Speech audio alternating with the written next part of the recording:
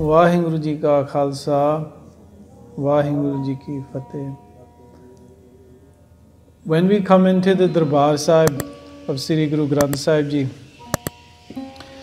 we see that before Guru Granth Sahib Ji Sundar Shastran da prakash kita janda, that many powerful weapons are presented before Guru Granth Sahib Ji. And maybe we can ask, that is it there for decorative purposes? Is it there because the earlier gurus were warriors and so we maintain that tradition with Guru Granth Sahib Ji?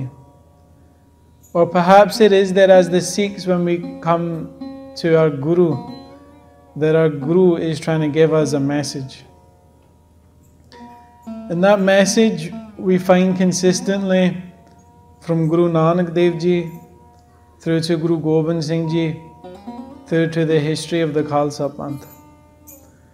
Guru Nanak Dev Ji did not just create a religion that was made of saintly people. Guru Nanak Dev Ji said that in the highest realm we have Sachkhand. Sachkhand Vasai Nirankar. That Paramatma, the divine being who transcends form, exists in the sphere of Sach, of truth.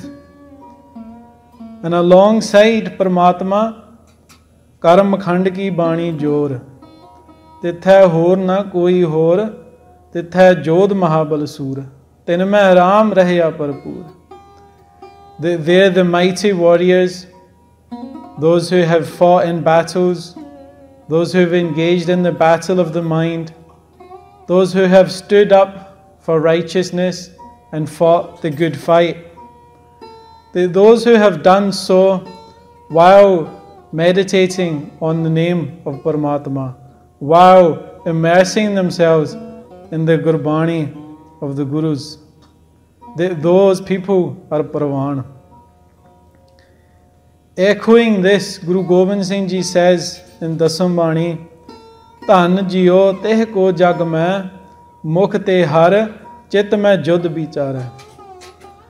They are blessed who within their mind and within their tongue are immersed in Paramatma, immersed in God, immersed in truth, while at the same time remaining forever ready to battle. And so you find this polarity of two things which to many are maybe miles apart, to be a saint and to be a warrior, to meditate on God and be ready to challenge someone else, to fight someone else, to kill or be killed, to defend someone else. That violence and meditation, whoever put these two things together? And it is for this reason when we come to Guru Granth Sahib Ji, we find alongside the Gurbani of our Gurus, the weapons of our ancestors lay before us too. And it is to awaken this spirit that we sit today to do vichar on the warriors who came before us and nourished this panth with their life. Previously we spoke of Akali Phoola Singh, who was Jathedar of the Akal Takat, and under his reign conquered Kashmir, conquered parts of Afghanistan, conquered much of what is today Pakistan. And it is not to load over other people or spread our own ways on other people or reflect on historical conflicts with other people. But it is in our spaces, in our Gurdwaras, that we speak about such things to remind ourselves of who we are, who we were, what we were capable of, and what the Guru wants us to be capable of today. So Akali Phoola Singh Shaheedi, as we heard last time, leading a charge of 500 Nihangs Singhs at the Battle of Nowshera, when there were around 30,000 Afghans, recently reinforced by 10,000. Their snipers faced on Akali Phoola Singh, shooting him from his horse, getting up from his horse, getting on an elephant and continuing to lead the charge. when such a great warrior like Akali Phoola Singh fell, and not just a warrior, a saint as well, because remember we said at the age of 10 he had started doing his nitrim. And the Viceroy of India writes that the shrine of Akali Phoola Singh was commemorated by Hindus, Muslims and Sikhs. That such beings were so great that those who admired them descended the boundaries of religion. And so as the pyre of Akali Phoola Singh, the cremation of Akali Phoola Singh happened, which Maharaja Ranjit Singh and others did with their own hands, that the Panth thought, who can we pick to replace such a warrior? Who can we pick to replace such a general? Because it is one of the most important values of Sikhi, which, as we'll hear after the Anglo-Sikh wars and much later colonialism, and then from there on onwards this era of politics without action, that each of these things have over 100 years taken from Sikhs the spirit of being able to resolve their own affairs with their own hands and arms where need be. And this is important not just from a community perspective, but at an individual perspective, when you realize that coming to the house of the Guru, learning the Bani of the Guru, reading the history of Gursikhs is empowering you with that same spirit. That you can stand up for yourself, you can stand up for your family, you can stand up for your community, and the only way you can do that is being prepared to fight at all times, by keeping yourself in a state of readiness that one should shudder before even consider challenging you, and through it is the practice of war that peace is made and maintained. Now that is something that each Sikh boy and man should understand, but it is the absence of that, and I say even in knowing the rich history of the women of our Panth, but I say to the men whose darshan I have before me, that it was these teachings that every Sikh boy in the 1700s onwards learnt, where they say that a Sikh was taught, a Gursikh would be taught how to use a talwar before they could even learn to tie their damala or their dastar. Amongst all those present who had survived the Battle of Naushera, where Akali Phoola Singh's men delivered victory to the Sikhs in what even the British at the time described as circumstances certain to lead to their destruction. Amongst those that day was one Nihangs Singh, Akali Baba Hanuman Singh ji. Now, you may not have heard the name of Baba Hanuman Singh. The reason you have not heard it is it was deliberately eradicated from history. The shrines commemorating the Shaheedi of Baba Hanuman Singh were built over, destroyed over. In many historical accounts, his names were deliberately removed from that history. Baba Hanuman Singh was 68 years old. It's quite a ripe old age, one might think, to take command of a group of warriors. He was 68 years old when he was given the seva of replacing Akali Phoola Singh as Jathedar of the Akal Takht, Jathedar of the Panth and Jathedar of the Akal Sena. He came from, like Akali Phoola Singh, the Shaheedi missile under Baba Naina Singh. So Baba Naina Singh, who was a sadhu in Nihangs Singh, a saint in the late part of the 1700s. Baba Naina Singh had served under Baba Deep Singh ji in the Shaheedi missile, and Akali Phoola Singh, then learning from Baba Naina Singh and being a contemporary of Baba Hanuman Singh, this same spirit we find when we realize that age 90 Baba Hanuman Singh responded to the battle call. And how was it then the circumstances between 1823, where Akali Phoola Singh gives his Shaheedi, securing for the Sikhs their Raj, much through Afghanistan at the time. How was it that, having conquered Kashmir, having been at the borders with China, having Tibet, and all of these regions that even today, much of that land, no country really controls. No one really feels safe there. How was it that in the space of 22 years that the Khalsa went from a place of having their nishans at all those places, having the rulers of those places pay their tributes to the Khalsa?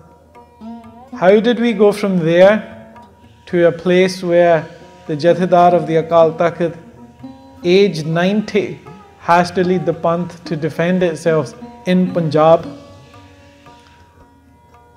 So in 1839, Maharaja Ranjit Singh dies, leaving behind their vast kingdom that they had built for the Sikhs. And after Maharaja Ranjit Singh, their eldest son Khadak Singh comes to the throne.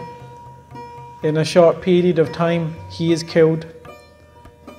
His son, so Maharaja Ranjit Singh's grandson, Nihang Singh, who at the age of 18 was an able administrator, was able of running regions, was able of commanding men at arms in regiments. Today we say Nihangs te bala pressure na pao. Then it was about teaching children that you're in a state of heightened pressure, and if you want to thrive and survive in that, you have to excel in everything you do. And at the funeral of Khadak Singh, as Nihang Singh left the ceremony and had been crowned ruler of the Sikhs, an archway fell upon him in mysterious circumstances. And as we know now, because we have access to all the historical records of the time, we are able to use all of these European accounts written by the military, written by the spies at the time, the letters written to the Queen at the time. We're actually able to use all of these accounts and make sense of what happened to our people in the 1800s in a way that if we just look at the history of Punjab from our own sources, we don't quite understand. And after Nihang Singh, Sher Singh meets a similar fate.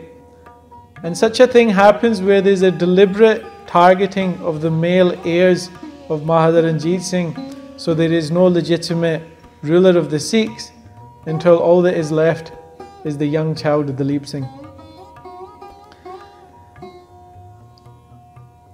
At this point, my own assessment of the historical records is, while playing a game of demonstrating friendship to the Sikhs, while even receiving that friendship of the Sikhs during troubles that the East India Company had in Afghanistan, where they relied on 15,000 Sikhs to save them from great humiliation in that situation. All the while, they were active in the plots that were going on in Punjab. They were active in making their own relationships. They were active in promoting the chaos and havoc to ensure that when a time was suitable, that they would be able to take Lahore and Punjab for themselves. Because let's be under absolutely no illusion, in the 100 years that the British, in the 100 years that the East India Company had been in India, they were only there to take over. So when they sat at the doorsteps of Punjab for 40 years, it was only because the Sikhs were an armed race of martial men willing to defend their lands that the British had to sit and watch and scheme for 40 years.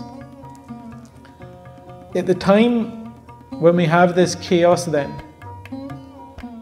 in the early mid part of the 1840s, the Sikh men of the time get together. And when I say men, I mean a lot of men, 80,000 men.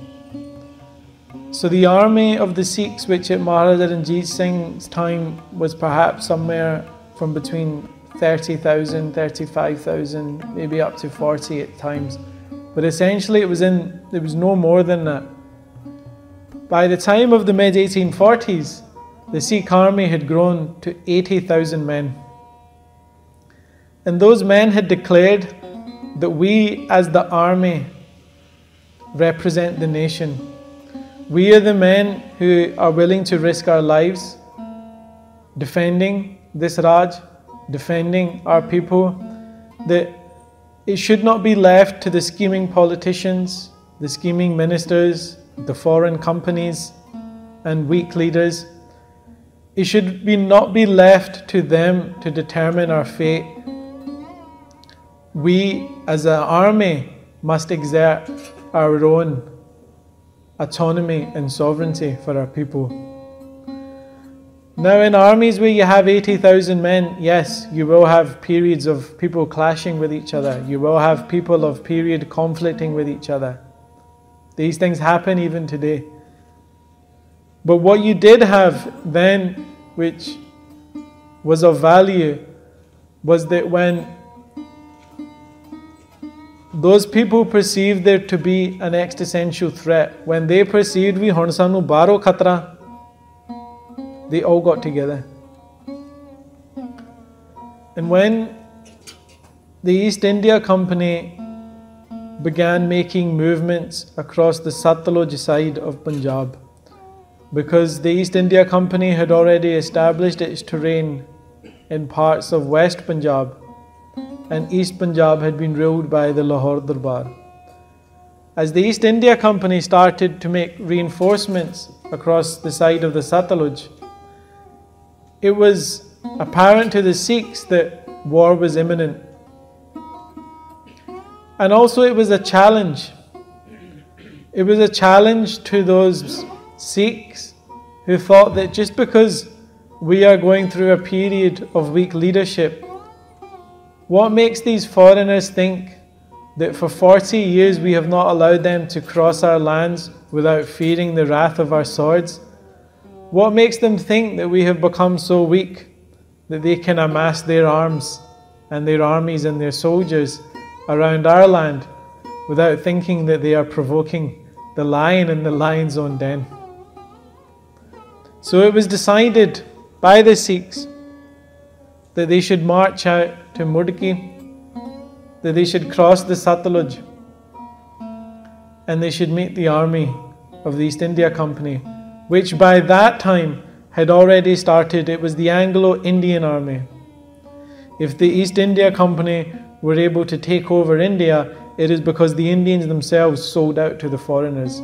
They did not come there with superior arms, soldiers, no. They used niti, they used their intelligence, their politics, and they played a very long game, recognizing that the people of the land will turn on themselves, and then we can use them to impose our rule on all of the others. So I think that's important when we think of colonialism, that we don't hate and blame others. We actually reflect on those traits of, if we say who we might think are our people, if we do distinguish in such a way, and actually ponder on whether those traits exist in us as individuals or our communities. That is the real learning from history. But there was a problem. The Sikh army and government was ruled then by two men, Lal Singh and Tej Singh. And the problem was that both of these men had already sold out to the East India Company. So where one was the Prime Minister, the Vizier or the Chief Minister of the Lahore Darbar, Lal Singh, and then Tej Singh, who then had command of the Sikh army. So imagine as a people, if the head of your army and your Prime Minister have already agreed terms with the enemy. Imagine going into war knowing that your leaders have sold you out, uncertain of what your fate is. In a desperate act at those times, Maharani Jinda, the mother of Dalip Singh, wrote a letter to several Sikh noblemen of the time, including Sham Singh Attariwala. And Sham Singh Attariwala came to the Akal Takht, it is said, and came to Baba Hanuman Singh, who for 22 years or so had served as the head of the Akal Sena, of the Akal Regiment, who by the British accounts were a part of the Sikh Empire, who maintained independence from the government, who maintained independence from the army, and said, "We are the Panth, we will serve at Akal Takht." They were given a place in the military council of the Sikh Maharajas at the time.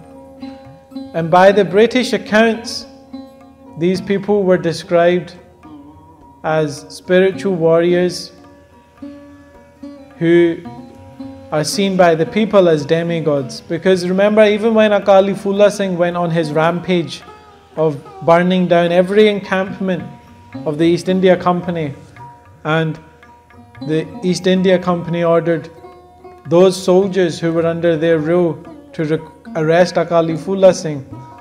Remember, even those soldiers put down their arms and bowed, saying, "We will have no part in any action against Akali Phoola Singh." And Sham Singh Attariwala had been challenged by Maharani Jinda.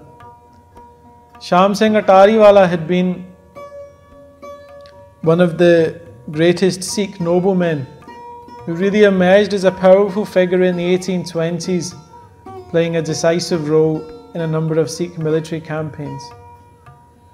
And Maharani Jinda called on Sham Singh Attariwala and others that Sikh Raj that you have forged, that Sikh Raj, the blood of countless Shaheeds has been spilled for, that Sikh Raj under which for 100 years of persecution our people were able to enjoy freedom, that today that Sikh Raj is under threat.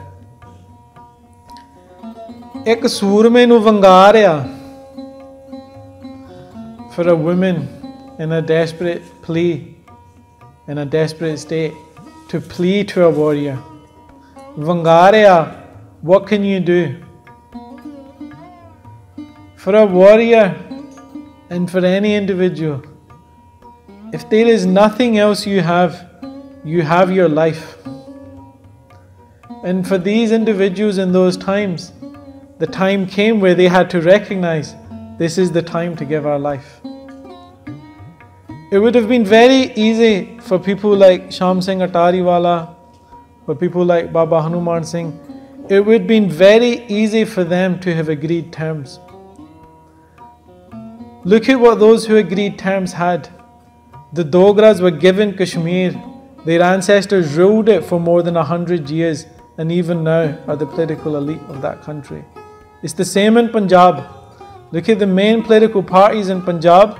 The rulers of those main political parties are those who honoured the East India Company after horrible events like the Jallianwala Bagh massacre.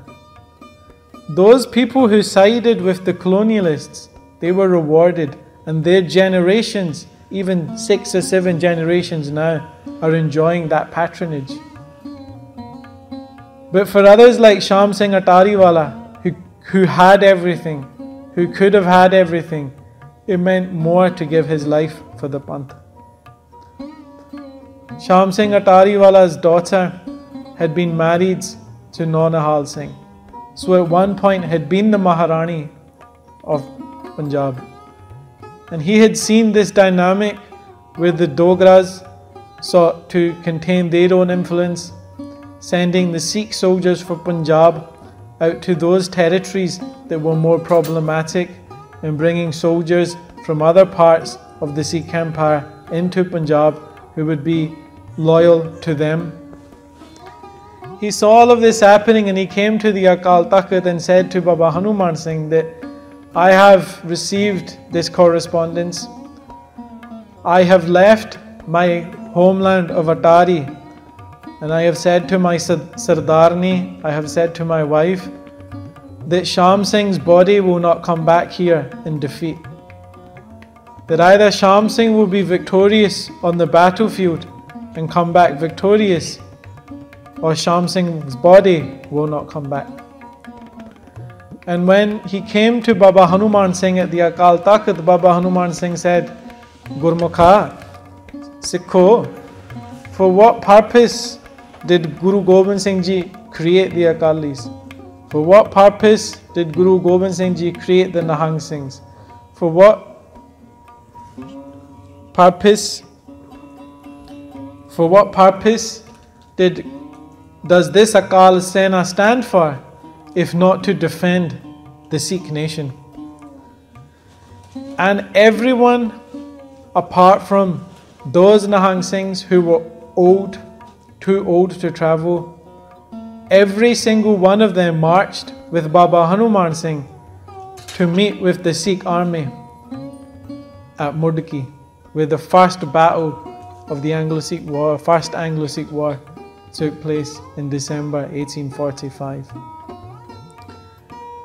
It is a far cry from the leadership we have today, where those people say, may we sit on our seats forever, and after us, may our sons sit on these seats forever. It is a far cry for those men who would say, Panth vasai main ujjada. That even if everything of mine goes, may the Panth continue to flourish.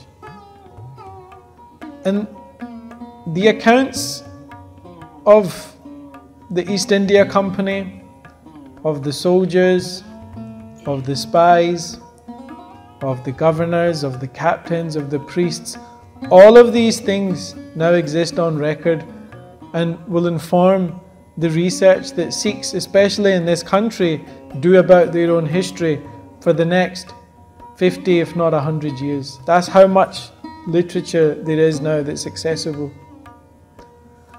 And we realize that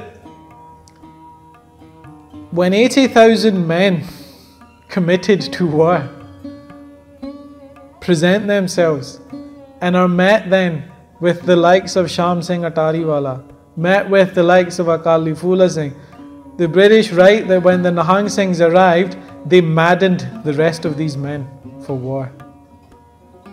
Because the tradition of Shaheedi Deg many people know about, but in those times it served a purpose of war. And the British say we've never seen such things. They call the Nihang Singhs barbaric men. They call them demonic. They say these men are so high that when they chop us bit by bit, they walk on our bodies like they're not even there on the ground. It is terrifying to see. That these men, when they attack us, they swing their sword at us, and before we encounter the first one, all we hear of them is shouting something like Wah, and then they attack us again and they shout something that sounds like Guru, and that's all they keep doing.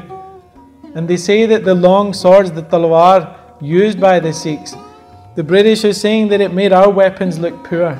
They would cut straight through our swords, because remember, those Sikhs had been born from 150 years of war. They knew warfare. I heard a recent account from a British historian who says that even if the British had lost that war, it would have been no big deal, because they had lots of resources in East India, the company had in India, they could have relied on. That was not the belief at the time. A priest who was present there in that war says that had the Sikhs been victorious on this day, they might not have got to London, but we would have definitely felt it in Europe. Remember that Afghanistan and these regions were conquered with an army of 30,000. We're now speaking of an army of 80,000. But what was the problem? The problem was the leadership. At Mudki, in the first battle, the Sikhs had an opportunity to attack. The British at that time had no artillery.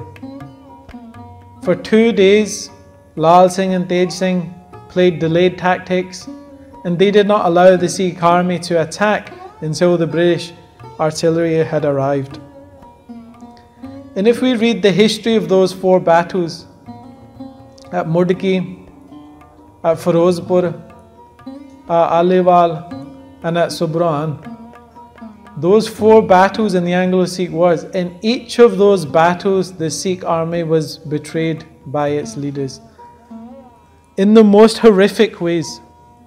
Lal Singh and Tej Singh were in direct contact with a captain from the East India Company, informing him not only of their plans, but giving them entire maps for where the Sikhs were camped and stayed. In some of the British accounts, we read that they had accepted defeat. They had started to burn their documents so that they did not fall into enemy hands. They even write of the Sikh cannons firing in victory at the retreat of the British.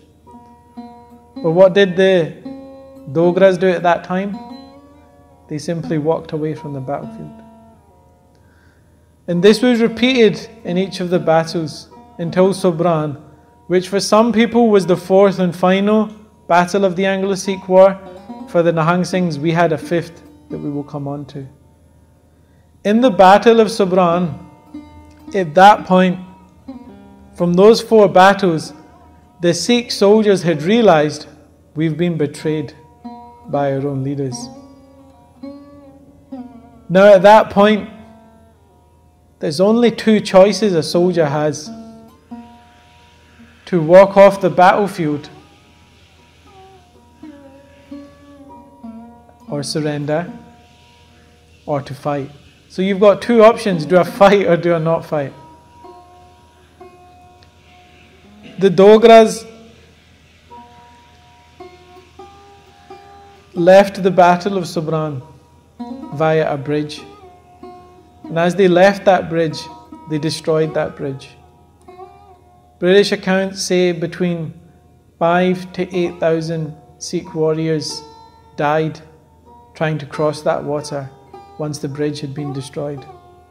They say it was so bad that you could just walk across the river because there were so many bodies. You didn't have to worry about the water. But they say on that day that amongst the Sikh warriors, not one of them surrendered. They gave a testimony to the warrior race that they were. Some of them walked towards their fate, thinking it's just me now. Some of them charged towards that fate in a madness. And Sham Singh Attari was one who fulfilled his promise to his wife that he would not come back in defeat. And so much respect for him did even the East India Company have, that they allowed his body to be taken in a procession back to Attari in a way that was fitting for his position. But they did not show that same contempt for the Nihangs Singhs.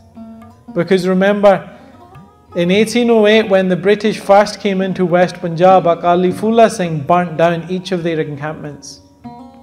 When they tried to visit Darbar Sahib, he fought with them and attacked their armies after a conflict ensued. At each opportunity, the Nihangs Singhs had tried to undermine the East India Company. The locals had a reverence for the Nihangs Singhs.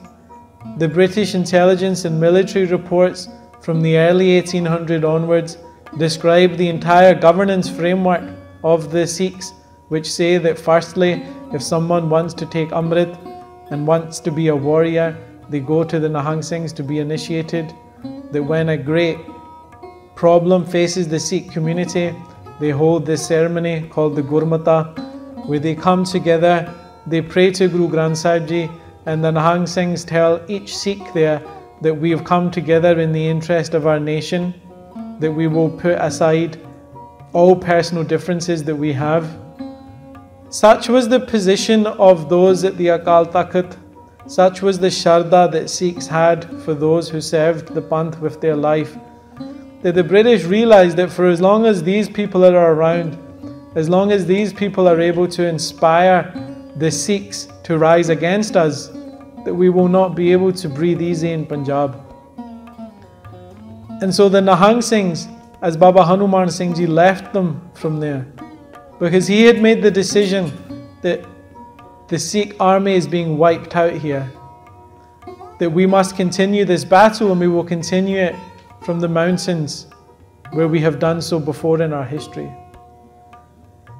As they encamped near Patiala, cannon fire emerged on the Nihangs Singhs in Patiala when they were not expecting it.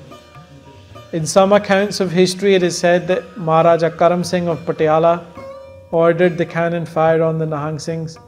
When we delve more into the history we have from British records, we realise Maharaja Karam Singh of Patiala was actually hung by the British just before the Battle of Murki for secretly providing support to the Sikh Army, despite being under the British East India Company at the time in the British Empire. So essentially, cannon fire emerged, killing hundreds if not thousands of Nihangs Singhs in Patiala, where at that time there was a shrine known as Nihang Singha da Toba, where it was a place that every Nihang Singh could go and live and stay. And so for the Nihang Singhs, they were familiar with this place to use as a resting point as they sought to move towards a place where they might be able to reassemble themselves and any remaining Sikh soldiers. At Patiala, Baba Hanuman Singh became injured. He had been shot. Baba Hanuman Singh and many others managed to, from there, make it to Subrana. Sorry, beg your pardon. To make it from there to Sohana, where Gurdwara Shaheedi Singha today now stands in Chandigarh.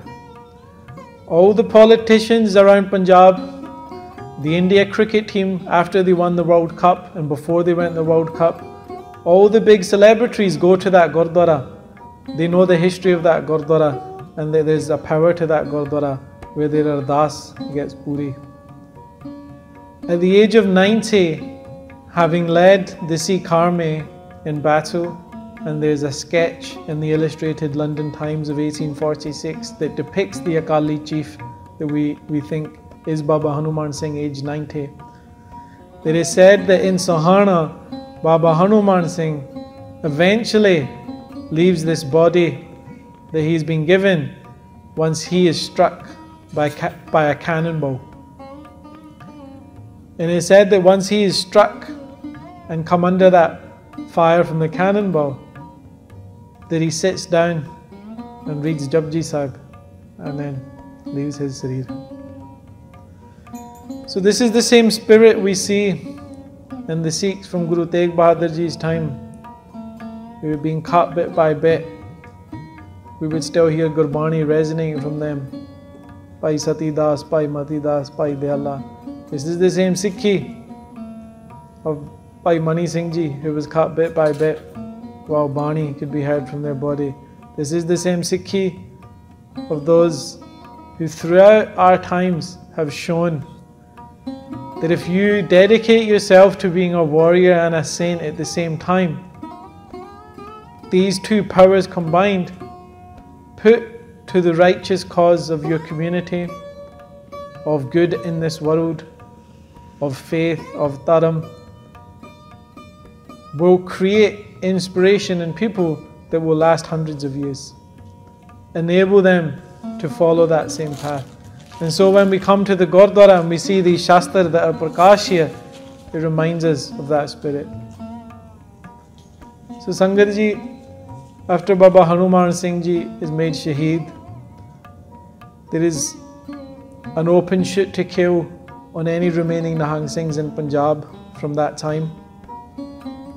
The East India Company goes to the Akal Takht to take over the Akal Takht, and the old Nihang Singh Babbe who are left go to the top of Akal Takht, and as the soldiers come to arrest them, they take as many of those soldiers as they can and jump from Akal Takht to give their life in defense of the Akal Takht.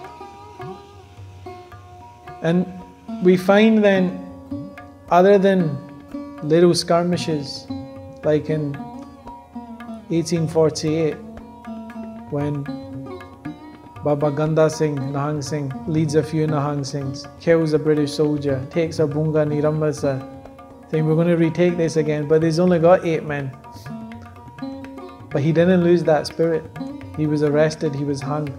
The Nihangs Singhs with him were sentenced to hard labour. They never lost that spirit. And Maharaj gives us the opportunity to share more of this history from the oral sources of the Nihangs Singhs, from the accounts we have from records in this country now. We understand more about why we have been so oppressed. What was that spirit within us that people were trying to oppress? What was it that our gurus had given us that outsiders want to take us away from? And we realize that when we remember that at the Shaheedi Asthans of Baba Hanuman Singh, that the rest of the world goes there. Thousands of people every day. If you ever are in Chandigarh, go there. Thousands of people every day go there to pray at that site. Our Guru is telling us to become like that, those people. Not just the people that pray at those sites, but the people who take up the challenge to try and become like that. So the Shastra are Prakash in front of Guru Granth Sahib Ji to ensure that when we come here, it is both the spirit of the warrior and the spirit of the saint. And by remembering our great Shaheeds, Amar Shaheed Baba Hanuman Singh, who came from the missile of Amar Shaheed Baba Deep Singh Ji, we recognize that there is a continued lineage, a continued tradition, a continued love for Sikhi that reminds us of those things around Guru Gobind Singh Ji.